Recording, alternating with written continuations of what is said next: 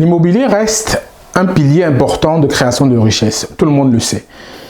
Mais il y a des personnes qui se posent la question, surtout ceux de la diaspora, qui se demandent est-ce qu'il faut que j'investisse dans l'immobilier dans mon pays de résidence, que ce soit la France, l'Allemagne, le Canada, les États-Unis, ou il faut que j'investisse en Afrique, je n'investisse pas dans le pays dans lequel je vis, ou est-ce qu'il faut que je fasse les deux?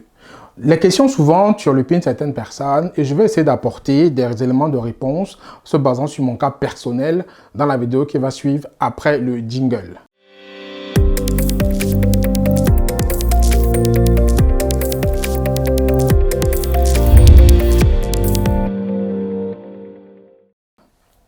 Bonjour à tous et à toutes, je suis Franck Kenyé. Dans la vidéo qui va suivre, les quelques minutes qui vont suivre, on va parler d'immobilier. Pourquoi parler d'immobilier? Parce que l'immobilier, c'est un pilier de la richesse, c'est un élément important pour créer du patrimoine. Même si on veut transmettre quelque chose à ses enfants, on peut transmettre une entreprise ou de l'immobilier ou même d'autres moyens. Donc l'immobilier, c'est vraiment quelque chose de très important et il faut en parler de façon claire. Donc je vais faire la vidéo d'aujourd'hui parce qu'il y a des gens de la diaspora souvent qui se posent des questions, qui s'arrachent souvent des cheveux parce qu'ils se questionnent beaucoup. Est-ce que je dois investir en immobilier dans le pays dans lequel je vis? Ou est-ce qu'il faut que je mette tous mes capitaux immobiliers, j'investisse tout dans mon pays d'origine? Donc c'est une question, une interrogation que je vais apporter quelques éléments de réponse en se basant sur mon expérience, sur mon cas personnel, qui pourra peut-être vous édifier et vous permettre vous aussi de faire vos choix pour lesquels on est bien sûr bien disposé à vous accompagner. Mais avant de parler de ce thème aujourd'hui, je vous invite, si ce n'est pas encore le cas, à bien entendu vous abonner à la chaîne, activer la cloche de notification pour ne pas aucune vidéo qu'on va publier sur la chaîne. Et surtout, quand une vidéo vous intéresse et vous plaît sur la chaîne, mettez un pouce, ça ne coûte rien, c'est gratuit. Et si vous avez le temps, laissez aussi un commentaire, pareil, parce que ça fait du bien toujours de lire ce que les personnes pensent de ce qu'on dit dans nos vidéos. Et aussi, pour ceux qui n'ont pas encore fait, rejoignez nos groupes Telegram, le groupe Telegram Afrique, le groupe Telegram Diaspora, qui sont disponibles via les liens qui sont en dessous de la vidéo. Donc, quand on parle d'immobilier, je vais donner ici quelques éléments clés, quelques points importants pour savoir s'il faut investir dans l'immobilier en diaspora ou dans son pays d'origine. L'immobilier, en fait, il y a l'immobilier nu, c'est-à-dire l'immobilier, c'est le terrain qui est nu, en fait, où il n'y a pas de bâti dessus. Après, il y a l'immobilier qui est construit, bien entendu, où il y a un bâti dessus, quoi. Donc, il y a deux trucs qu'il faut bien comprendre, les distinctions. Vous allez comprendre pourquoi dans la suite. Donc, je reviens à mon cas. Moi, par exemple, j'ai investi dans les deux côtés. J'ai investi en Afrique dans l'immobilier et j'ai investi en Occident, en France, dans le pays dans lequel je vis, dans l'immobilier. Étant ici en France, j'arrive à pouvoir suivre mes investissements immobiliers au Cameroun. Donc, comment je fais? Je vous explique en fait. L'immobilier, en fait, moi je recommande aux personnes qui veulent investir en immobilier et qui n'ont pas vocation à y aller tout le temps, parce que moi j'ai commencé mon premier investissement en immobilier au Cameroun en 2008, donc il y a peut-être 13 ans de cela. À l'époque, je n'allais pas au Cameroun de temps en temps, mais j'avoue, je voulais investir dans mon pays d'origine, en fait, faire de l'immobilier là-bas. Et à l'époque, ce n'était pas opportun de construire quelque chose, parce qu'en fait, si on construit quelque chose qu'on va mettre en location là-bas, il faut avoir soit quelqu'un qui va bien suivre et bien entretenir son bien, soit être capable d'y aller de façon fréquente de temps en temps pour être sûr que ça se passe correctement. Et à l'époque, je n'étais pas prêt à y aller de façon fréquente, donc je n'ai pas opté pour un investissement construit. J'ai plutôt opté pour un investissement nu, donc pour un terrain, donc pour l'immobilier nu. Donc c'est une première astuce en fait. Si vous pensez déjà que vous ne pouvez pas aller dans votre pays d'origine de façon fréquente, mais que vous voulez quand même faire de l'immobilier, optez plutôt pour acheter des terrains, de l'immobilier nu, parce que l'immobilier nu ne demande pas beaucoup d'entretien, ne demande pas beaucoup de présence. Quand vous avez bien balisé le processus d'achat et que vous avez bien construit votre projet, au moment où vous allez acheter un terrain qui ne demandera pas beaucoup de tracasseries pour être piloté, pour être géré. Vous pouvez juste envoyer quelqu'un le regarder de temps en temps ou aller au pays une fois par an, le voir qu'il évolue bien. Et vous pouvez par entendu le revendre par la suite si vous le souhaitez puis le conserver. Ce qui est très compliqué si vous investissez dans un immobilier construit où il faut déjà avoir plus de capitaux, capable de suivre de façon fréquente et être certain que si on met des locataires qui payent, qui ne dégradent pas le bien, donc c'est un peu plus compliqué. En première astuce, posez-vous la question, est-ce que vous êtes amené à aller sur place de temps en temps ou pas du tout? Si vous pouvez aller sur place de temps en temps, optez pour de l'immobilier construit. Après, on pourra faire une autre vidéo pour parler de l'immobilier construit en détail.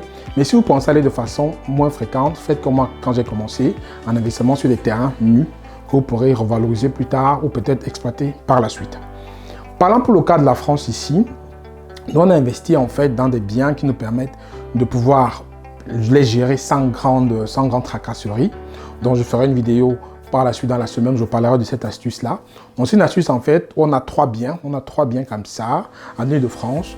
3 biens, en fait, où on a éliminé tous les risques de loyer impayé, tous les risques de dégradation, tous les risques qui sont liés au taux de la location. Parce qu'on parle souvent du LMNP, on parle du bail mobilité, on parle de plein d'autres baux qui existent, mais il y a un dispositif qui existe en fait où on peut avoir des loyers payés, sécurisés, garantis et il n'y a aucune différence possible. Donc c'est ça qu'on a utilisé pour 3 biens qu'on a ici et un autre bien qu'on a utilisé en LMNP, dans location meublée non professionnelle, qu'on met à disposition des personnes qui louent souvent ça de façon saisonnière pour une courte, longue ou moyenne durée. Donc ça varie de 1 mois à 12 mois, ils peuvent louer en LMNP. Donc voilà.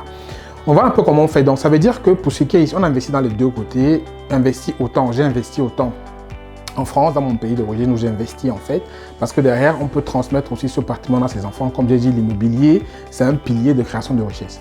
Dans les 3 biens dont je vous ai parlé, c'est quoi l'avantage d'avoir fait ça?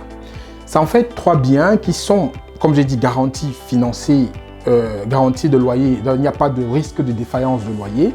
Et derrière, en fait, plus le temps passe, plus comme les loyers sont payés, ces biens s'auto-remboursent et il y a un cash flow positif à la fin du mois. Et en plus, je suis déficitaire en termes de revenus fiscaux immobiliers à la fin d'année.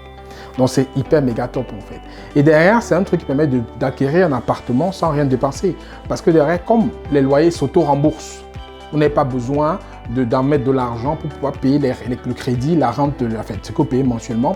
C'est le loyer qui rembourse votre crédit. Et en plus, moi, dans mes investissements, je suis cash flow positif. C'est-à-dire qu'à la fin du mois, quand je fais mes dépenses, mes entrées, je suis positif. Donc, c'est très intéressant. Donc, c'est pour ça que j'ai fait cette option-là. Parce que derrière, une option qui est vraiment beaucoup de tranquillité, beaucoup de calme. C'est une procédure qui est très simple à mettre en pratique, mais il y a bien sûr des démarches à suivre. Et quand on a mis ça en pratique, son bien immobilier est garanti, ses loyers sont garantis d'être payés et on n'a pas de tracasserie de gestion. Donc c'est ce qu'on a opté avec le LMNP, comme je vous ai dit, qui permet d'avoir quand même un peu de passage de temps en temps. Donc, pour conclure, c'est le deuxième point. Si vous voulez investir en Occident, dans l'immobilier, en étant dans la diaspora, réfléchissez bien sur votre projet. Qu'est-ce que vous voulez faire? Quel est l'objectif de votre stratégie immobilière? Est-ce que vous voulez une stratégie à forte rentabilité ou vous voulez une stratégie long terme? Moi, j'ai un mix des deux dans mon portefeuille immobilier. J'ai une stratégie à long terme qui sont les 3 appartements que j'ai mis dans le dispositif où on permet d'avoir des loyers garantis. Les rentabilités ne sont pas au même niveau que le LMNP par exemple, qui est un bien où il y a une rentabilité qui est plus élevée. Donc chacun doit définir quelle est sa stratégie. Ça, c'est le deuxième point avant d'investir dans l'immobilier dans l'espoir. Quelle est ta stratégie? Est-ce que tu as une stratégie court terme, long terme, moyen terme? Et qu'est-ce que tu veux faire exactement du bien immobilier que tu veux prendre? Donc voilà un peu, mon cas pratique, mon cas personnel sur cet immobilier-là. Et pour répondre à la question, je pense que oui, il faut autant investir dans son pays d'origine, l'Afrique, mais surtout, comme j'ai dit au départ, l'astuce est de savoir est-ce qu'on va y aller fréquemment, est-ce qu'il faut partir sur l'immobilier nu ou l'immobilier construit, quel est le budget qu'il faut mettre en place pour faire son projet, est-ce qu'on a les structures d'accompagnement bien en place pour pouvoir suivre le projet pour qu'on ne soit pas arnaqué, et surtout qu'est-ce qu'on envisage de faire avec le terrain ou le bien qu'on envisage de faire dans son pays d'origine. Ça, c'est le cas. Et pour la diaspora, quand on investit à la diaspora, c'est pareil. Quelle est sa stratégie d'investissement? Est-ce qu'on est stratégie à forte rentabilité, stratégie court terme? Parce qu'il y a même ceux qui sont des marchands de biens. Hein. Ça marche aussi correctement. Ils achètent des biens, qui retapent, et ils revendent, ils se font une marche par la suite. Ça peut être ta stratégie à toi. Ça peut être une stratégie où tu décides d'acheter du patrimoine immobilier pour transmettre à les générations futures. Ça peut être une stratégie où tu fais l'immobilier pour réduire tes impôts. Il y a plusieurs stratégies que tu dois définir clairement avant de faire ton projet immobilier.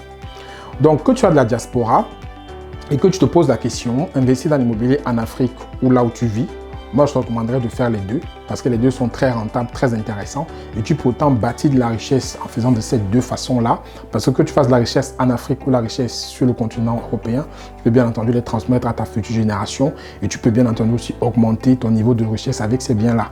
Donc, tout dépend de quelle est ta stratégie. Donc, si tu te poses des questions, si tu veux peut-être investir en Afrique dans l'immobilier ou peut-être en Occident, tu veux te lancer aussi et tu ne sais pas comment t'y prendre, je t'invite à prendre rendez-vous avec moi pour une séance d'accompagnement stratégique. Dans le lien en description de la vidéo, tu cliques sur le lien, tu prends rendez-vous avec moi via ce lien-là. On va étudier ton projet immobilier ensemble, que ce soit un projet immobilier sur le continent ou un projet immobilier en Occident, surtout en France, parce que d'autres pays, j'ai moins de compétences dans ce pays-là. Donc, si tu vis en France, plus précisément, et que tu veux te lancer dans un projet immobilier en France, tu peux me contacter pour comprendre rendez-vous dans le lien et dans la description. Et si tu vis par contre ailleurs qu'en France, en Occident en général, et que tu veux investir en immobilier en Afrique contacte-moi aussi pour qu'on puisse en discuter et bâtir ton projet pour garantir le succès maximum afin que tu fasses le moins d'erreurs possible. Donc, on pourra voir ensemble les procédures qu'il faut suivre, tout ce qui est démarche stratégique qu'il faut mettre en place pour choisir son bien immobilier, quelles sont les administrations que tu dois contacter. En fait, dans ce rendez-vous, on va tout voir suivant le pays que tu vas choisir. On verra tous les éléments dont tu as besoin pour garantir un achat sécurisé de ton terrain dans le pays que tu auras choisi. Donc, que ce soit le Cameroun, le Sénégal, la Côte d'Ivoire ou le Mali ou peut-être d'autres pays, contacte-moi. Si je suis compétent pour te donner les éléments dans ces pays-là, je te dirai. Si ce n'est pas le cas, je te dirai aussi. Mais n'hésite pas à prendre rendez-vous et dans l'objet du rendez-vous, tu mets une petite description de ce que tu veux voir avec moi. Investir sur le conseil immobilier en Afrique, tu me donneras tes critères. Et si je sais te répondre, le rendez-vous sera confirmé. Si je ne sais pas, je te dirai aussi. Pour la France, là, je suis confirmé que je pourrais t'apporter des éléments de réponse, un coaching stratégique pour que tu puisses réussir dans l'investissement immobilier en France. Par rapport à mon expérience personnelle, par rapport aux 4 biens que j'ai fait, les 3 biens en location classique, on va dire, mais sur un dispositif qui est très intéressant. Et un autre bien LMNP dont je pourrais t'accompagner dans ces éléments-là si tu le souhaites. Donc prends rendez-vous si tu veux faire de l'immobilier et tu veux être accompagné, que ce soit en Occident ou en Afrique. Le lien en description de la vidéo.